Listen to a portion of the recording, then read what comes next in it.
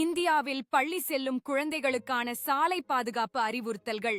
இந்தியாவில் சாலைகள் பெரும்பாலும் மிக மோசமாக இருக்கும். எனவே பள்ளி செல்லும் குழந்தைகள் சாலை பாதுகாப்பு விதிகளை பின்பற்றுவது மிகவும் அவசியம்.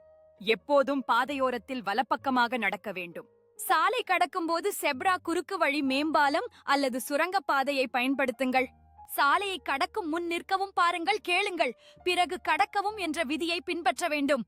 நீங்கள் பள்ளி பேருந்தில் பயணம் செய்யும் நிலையில் பேருந்து நிற்கும் வரை வரிசையில் காத்திருக்க வேண்டும் மற்றும் பேருந்து முழுமையாக நின்ற பிறகே ஏற வேண்டும்.